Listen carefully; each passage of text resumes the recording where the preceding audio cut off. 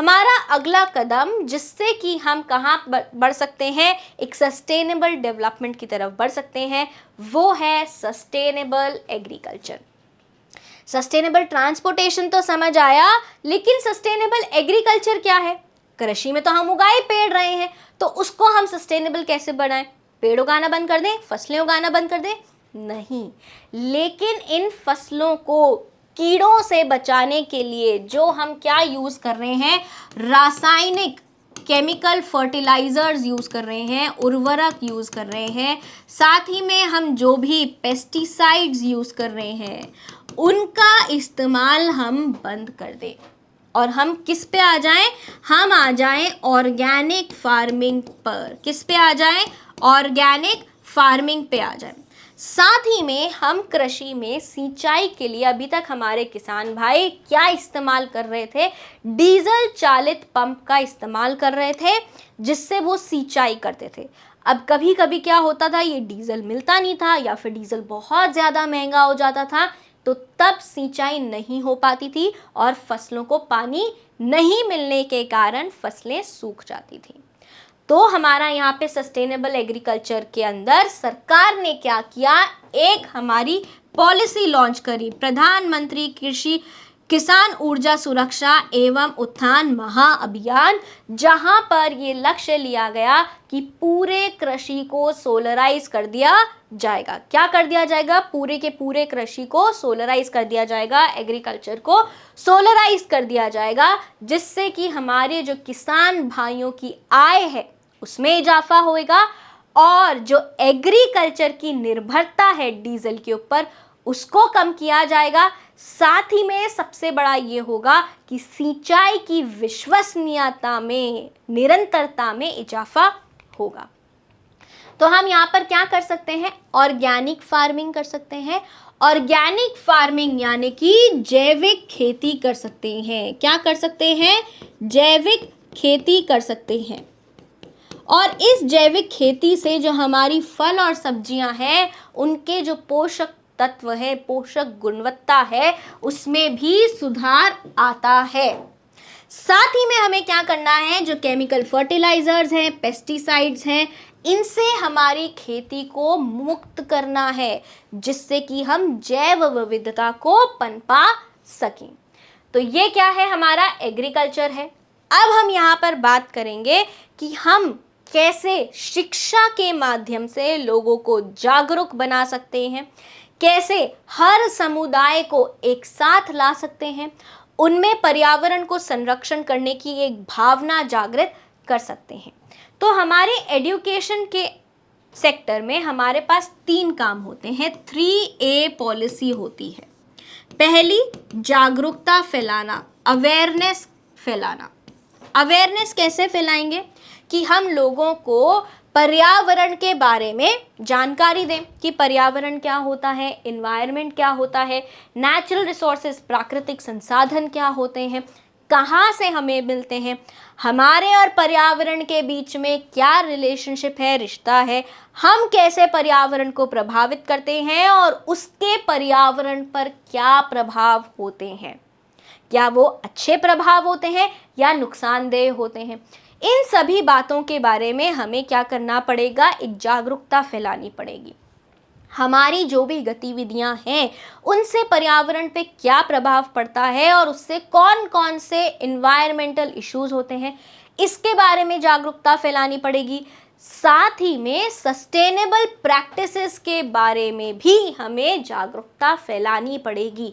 लोगों को कंपोस्टिंग के बारे में बताना पड़ेगा, कचरे के सेग्रीगेशन के बारे में हमें बताना पड़ेगा, कैसे पानी में मरे हुए जानवर नहीं डालने हैं। इंडस्ट्रीज को बोलना पड़ेगा कि आप इंडस्ट्रीज और जितने भी क्या है बिजनेसेस हैं वो पानी में किसी भी प्रकार के विषैले पदार्थ ना छोड़ें। इन सब बातों के बारे में हमें जागरूकता फैलानी पड़ेगी। दूसरा हमें क्या है, हमें उनमें एक एटीट्यूड डेवलप करना पड़ेगा, एक दृष्टिकोण बनाना पड़ेगा उनके अंदर कि हमें पर्यावरण को बचाना है। और तीसरा और फाइनल चीज़ क्या होगी, ऐसे हमें एक्शन और स्टेप्स लेने पड़ेंगे जिनसे हम पर्यावरण को प्रोटेक्ट कर सकें। बात समझ में आ रही है? तो यहाँ पर हमें क्या करना है, लोगों को इन्वायरमेंटल इश्यूज के बारे में एडुकेट करना है और सस्टेनेबल प्रैक्टिसेस के बारे में बताना है। साथ ही में हमें इन्फॉर्म करना है, सूचित करना है और क्या संलग्न करना है अलग अलग समुदायों को, और उनको बताना है सस्टेनेबल डेवलपमेंट की, सस्टेनेबल जीवन शैली की, स्थायी जीवन शैली के फायदे के बारे में, जिससे कि वो स्थायी जीवन शैली को अपना सकें। इसके बाद में हम यहाँ पर और क्या कर सकते हैं, हमारे नवाचार में निवेश कर सकते हैं। नवाचार में निवेश करने का मतलब क्या है कि अगर हम ये बोल रहे हैं कि हमारे भारत को हम वैश्विक स्तर पर सौर ऊर्जा का नेता बनाएंगे, तो उसके लिए हमारे को क्या चाहिए, सोलर पैनल्स चाहिए। ऐसे ही अगर हमारे को पानी से ऊर्जा चाहिए तो हाइड्रो इलेक्ट्रिक टर्बाइन्स बनानी पड़ेंगी, जिससे कि हाइड्रो इलेक्ट्रिसिटी जनरेट हो सके। विंड मिल्स बनानी पड़ेंगी। ये सब कैसे होएगा, ये सब नवाचार है, इनोवेशन है। और टाइडल एनर्जी के लिए टाइडल मिल्स बनानी पड़ेंगी, इन सब का मैन्युफैक्चरिंग करना पड़ेगा।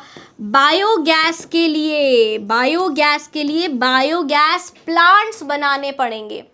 एप्रोप्रिएट टेक्नोलॉजी अगर हमारे को यूज़ करनी है, क्या यूज़ करनी है, एप्रोप्रिएट टेक्नोलॉजी का अगर हमें इस्तेमाल करना है तो हमें देखना पड़ेगा कि कैसे हम पानी को एक साइकिल को चला के हम पंप कर सकते हैं, बाइक को चला के हम पंप कर सकते हैं, कैसे हम अपनी कॉमन सेंस लगा के कचरे में कमी ला सकते हैं। ये सभी क्या है, ये सभी नवाचार हैं। और इन नवाचार की प्रौद्योगिकियों में, तकनीकों में हमें क्या करना पड़ेगा, निवेश करना पड़ेगा। तो हमें रिसर्च को सपोर्ट करना है और इनोवेशन को सपोर्ट करना है। कहाँ पर, सस्टेनेबल टेक्नोलॉजीज और प्रैक्टिसेस में। इसी के साथ साथ हमें क्या करना है, एडवोकेट करना है कंजर्वेशन के लिए और रिस्पॉन्सिबल पॉलिसीज बनानी है। तो हम कंजर्वेशन की एडवोकेसी करेंगे, मतलब कि उसका समर्थन करेंगे, उसके लिए लड़ेंगे। और सरकार क्या करेगी, ऐसी रिस्पॉन्सिबल पॉलिसीज बनाएगी जिससे कि क्या होगा, जिससे कि लोगों को सीमित किया जा सकेगा और वो लोग जो कि पर्यावरण को किसी भी प्रकार से क्षति पहुंचा रहे हो उनको दंडित किया जा सकेगा। तो यहाँ पर क्या करना है, अगर हमारे को कंट्रीब्यूट करना है ह्यूमन वेलबींग में और प्लैनेट के वेलबींग में और फ्यूचर जनरेशन्स के वेलबींग में, तो हमें क्या करना पड़ेगा, कंजर्वेशन के लिए लड़ना पड़ेगा। अब देखिए, होता ये है कि हमारे पास में अगर हमें कोई भी काम करना है तो सबसे पहले उस काम के सफल होने के लिए हमें उसमें विश्वास रखना पड़ेगा। ऐसे ही जब हम पर्यावरण को बचाएं, उसको संरक्षित करें, तो हमें हमारे मन में एक सकारात्मक सोच लानी होगी, पॉजिटिव दृष्टिकोण, एटीट्यूड लाना होगा। साथ ही में एक समग्र होलिस्टिक अप्रोच के साथ में आगे बढ़ना होगा। क्या होगा, हमें डेवलप करनी पड़ेगी एक positive attitude and holistic approach towards conservation. कैसे करेंगे हम, कि हमारे जितने भी मीन्स और रिसोर्सेज हैं, क्या है, जितने भी हमारे संसाधन हैं, चाहे प्राकृतिक है, चाहे रिन्यूएबल है, नॉन रिन्यूएबल है, एग्जॉस्टेबल है, इनएग्जॉस्टेबल है, उन सब का हमें कुशलता पूर्वक इस्तेमाल करना होगा। साधनों और संसाधनों का समुचित उपयोग।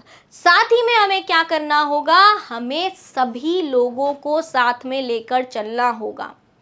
अब हमारी जो ग्रीन इकोनॉमी है उसके काफ़ी सारे हितधारक होते हैं।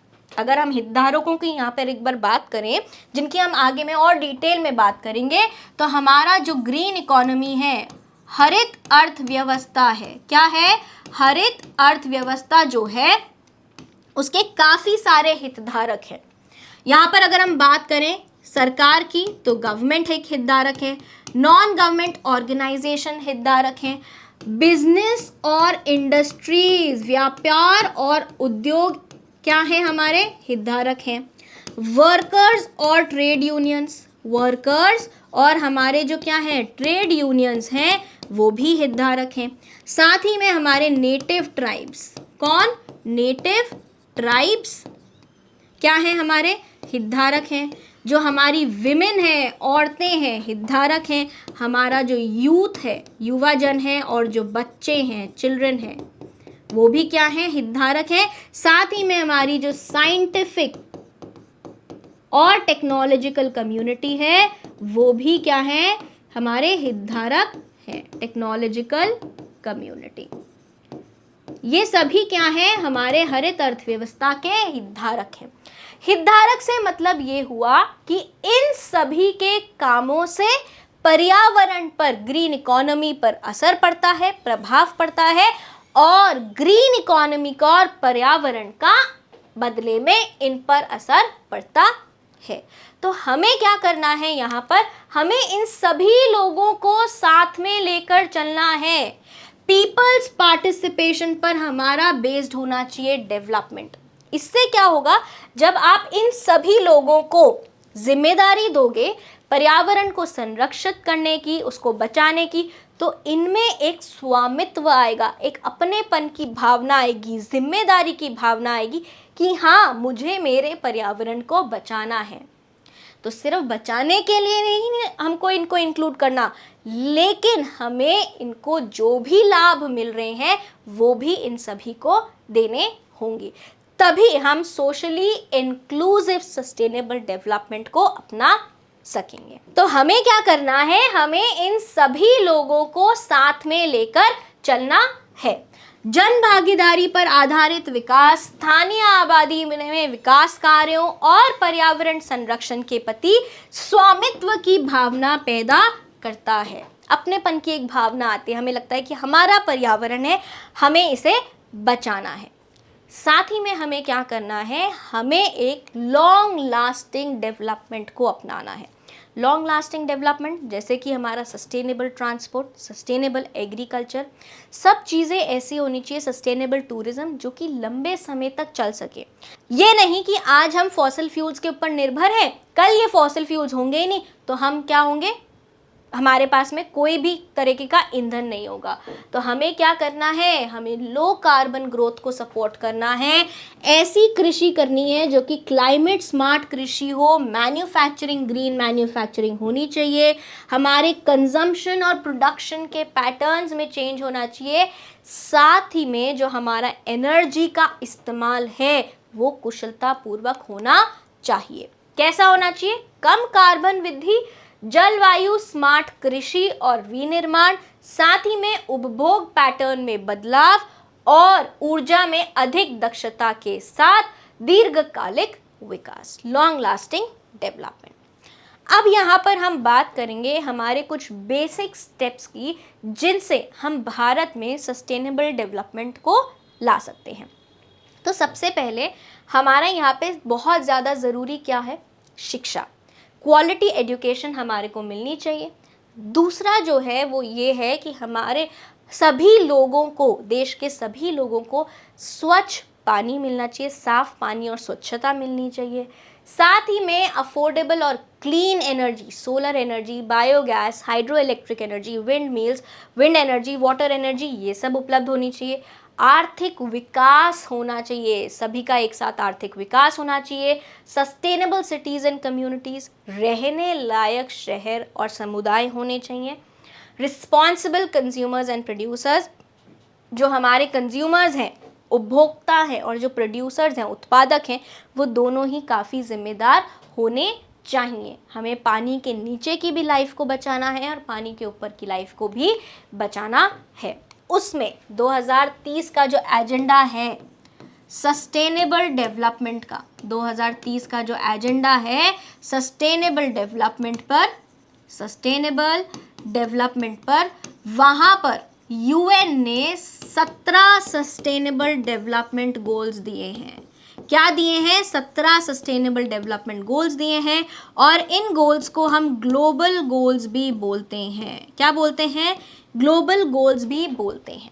और यूएन के, यूनाइटेड नेशंस के जितने भी देश मेंबर हैं, उन सभी ने इनको अचीव करने की ठानी है। तो यहाँ पर ये 17 गोल्स क्या क्या हैं, जिनमें से पहला गोल है हमारा नो पॉवर्टी, गरीबी को हटाना है। दूसरा ज़ीरो हंगर, भुखमर्रा को ख़त्म करना है, भुखमरी को ख़त्म करना है। तीसरा गुड हेल्थ एंड वेलबींग। चौथा क्वालिटी एजुकेशन, जिसके बारे में अभी हमने पढ़ा। पांचवा जेंडर इक्वालिटी, लिंग के बेस पर, लिंग के आधार पर असमानताएं नहीं होनी चाहिए।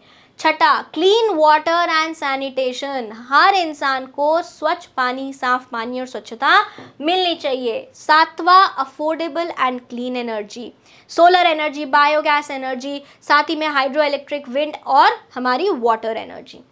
Decent work and economic growth, आठवां गोल, नवा इंडस्ट्री, इनोवेशन एंड इंफ्रास्ट्रक्चर में निवेश किया जाए जिससे कि नई नई टेक्नोलॉजीज आ सकें और हम एक ग्रीन इकोनॉमी की तरफ, सस्टेनेबल डेवलपमेंट की तरफ आगे बढ़ सके। 10वां रिड्यूस्ड इनइक्वालिटीज। 11वां सस्टेनेबल सिटीज एंड कम्युनिटीज। 12वां रिस्पॉन्सिबल कंजम्पशन एंड प्रोडक्शन। 13वां climate action. 14 life below water की प्रोटेक्शन एंड 15वां लाइफ अबव लैंड की प्रोटेक्शन। 16वां peace, justice and strong institution and 17वां पार्टनरशिप्स फॉर दी गोल्स। तो ये जो 17 यूएन के गोल्स दिए गए थे वो पीस एंड प्रॉस्पेरिटी के लिए दिए गए थे, हमारे लोगों के लिए, पीपल के लिए एंड फॉर द प्लैनेट के लिए, टुडे एंड इन फ्यूचर, आज और आने वाले जनरेशन्स के लिए। तो ये था कि अगर हमें सस्टेनेबल डेवलपमेंट को अपनाना है, एक ग्रीन इकोनॉमी की तरफ आगे बढ़ना है, तो हम क्या क्या कर सकते हैं। अगली क्लास में हम बात करेंगे सरकार द्वारा बनाए गए पॉलिसीज और प्रोग्राम्स के लिए जो कि सस्टेनेबल डेवलपमेंट का, हरित अर्थव्यवस्था का समर्थन करते हैं। तो मिलते हैं आपसे अगली कक्षा में, तब तक के लिए बाय बाय।